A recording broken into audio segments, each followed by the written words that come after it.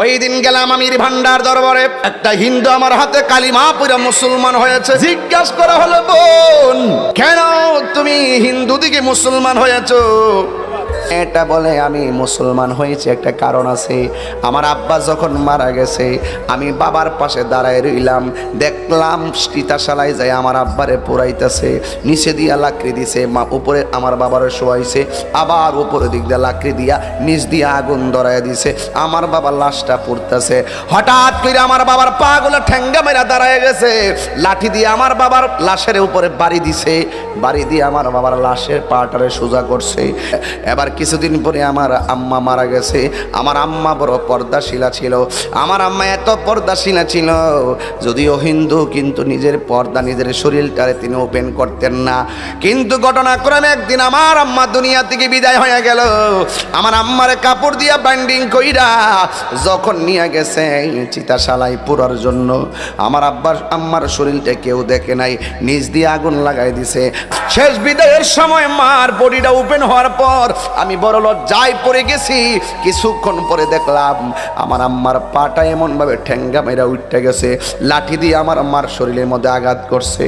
কিন্তু জীবনে আমার মার গায়ের মধ্যে কেউ লাঠি দিয়ে আঘাত করে নাই, জীবনে আমার আম্মার বডি কেউ দেখে নাই। আজকে শেষ বিদায়ের সময় এ কেমন লজ্জাস্করের মতো মনে হলো। কিন্তু আমি যখন দেখলাম আমার বাবার এই শেষ বিদায়ের অবস্থা, মার এই অবস্থা, হঠাৎ কইরা মুসলমানদের শেষ বিদায়ের চিত্রটা আমার চোখের মধ্যে ভেসে উঠেছে।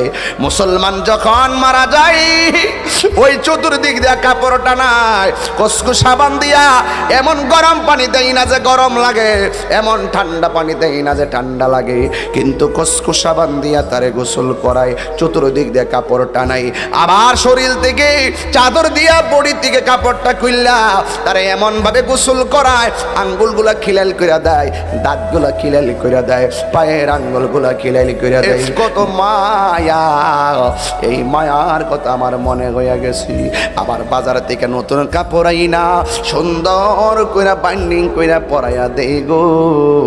আবার মুসলমানটারে চোখের মধ্যে সুরমা লাগাইয়া দেয়। মসজিদ দিকে খাটাই না, এত ভারী লাশটাকে কান্দি নেওয়ার জন্য মানুষ পাগল হয়ে যায়। লইয়া 40টা কদম দিবে। আমার নবী বলে যারা লাশকে কাঁধে লইয়া 40টা কদম দেয় আমার আল্লাহ 40টা কবিরা গুনাহ মাফ করে দেয়। হিন্দু মেয়েটা বলে ভারী কোনোদিন যে কান্দে লয় না, সেও লাশটারে কান্দে নেওয়ার জন্য পাগল হইয়া যায়। জানাজার ময়দানে যায়, যাইয়া সুন্দর করে মানুষ লাইন দিয়ে দাঁড়ায়, কত শৃঙ্খল, হাতটা বুকের মধ্যে বাইন্দা, মাথাটা নোয়া চোখের পানি ফালাইয়া ফালাইয়া কান্দে। আর মানুষ একটা সামনে দাঁড়াইয়া কি সুন্দর করে মাপ চায়, কি সুন্দর করে মানুষের কাছে ক্ষমা চাই। হাদিস শরীফের মধ্যে আছে জানাজার ময়দানে যদি লাশটার কাছে দাঁড়াইয়া যদি কেউ বলে মানিক মিয়া আজকে মারা গেছে, আমি জানতে চাই মানিক মিয়া ব্যক্তি হিসাবে কেমন ছিল? সবাই বলে ভালো ছিল। মানিক মিয়া ব্যক্তি হিসাবে কেমন ছিল? কই ভালো ছিল। মানিক মিয়া ব্যক্তি হিসাবে কেমন ছিল? ভালো ছিল।